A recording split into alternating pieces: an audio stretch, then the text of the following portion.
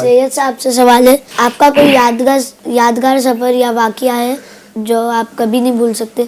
और एक वाकया कुछ इस तरह भी हुआ था कि हम लोग तंजीमी कामों के लिए यानी दावत इस्लामी की दीनी कामों के सफर में निकले हुए थे और वो दिन भी रमजान के थे। दावत इस्लामी इंडिया के 50 से ज्यादा शोबाजात चल रहे हैं, तो जाहिर है कि इसको चलाने के लिए एक बड़ी अमाउंट की जरूरत पेश आती है। तो हम लोग डोनेशन के सिलसिले में एक शहर की तरफ गए हुए थे। हम जिस कार में जा रहे थे वो बार बार नाराज हो रही थी, यानी थोड़ी देर चलती हो फिर बंद हो जाती। अच्छा। तो कभी हमको धक्का लगाने की सआदत भी मिलती थी। तो अब वो ये सब करते करते पूरा दिन निकल गया हमारा।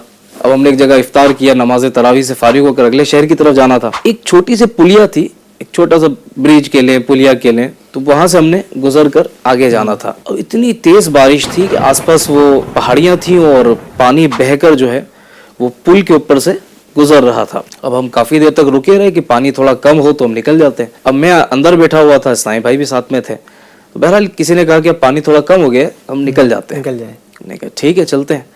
अब जब आगे बढ़े तो पुल के ऊपर से गुजर रहा था, तो ईसाई भाइयों ने कहा आप स्टीयरिंग पर बैठिए, हम पीछे से धक्का लगाते हैं।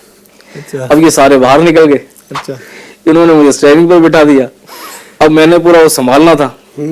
अब ये पीछे से धक्का लगा रहे हैं, चलते चलते अभी तो हम सही चल रहे हैं। अब जैसे बिल्कुल बीच में, पुलिया के बीच में आए ना, पानी का जो फ्लो था, जो बहाव था, उससे गाड़ी जो है वो यूं होते होते पूरी टर्न हो गई। अल्लाह अकबर। अब मैं तो अंदर समझ सकते क्या कैफियत हो रही होगी। पीछे से ये लोग धक्का लगा ही रहे हैं। वो पीछे देख, उनको समझ नहीं पड़ रही कि गाड़ी आगे से टर्न हो रही है। वो धक्का लगा रहे हैं और मैं कोशिश करूं कंट्रोल करने की, कंट्रोल नहीं हो रही। करीब था कि मैं जो है वो उसमें पुलिया के अंदर नीचे जहां बह रहा था पानी, उसमें गिर जाती गाड़ी।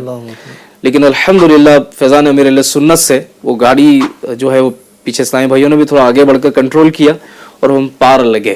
क्या बात है। तो यूँ मतलब कि ये एक वाकया ऐसा याद रह गया कि यार वो अगर सूरत हाल ना बनती, साईं भाई आगे बढ़कर उसको कंट्रोल ना करते, तो शायद किसी मदनी बहार के रिसाले में मेरा नाम भी आ ही जाता था।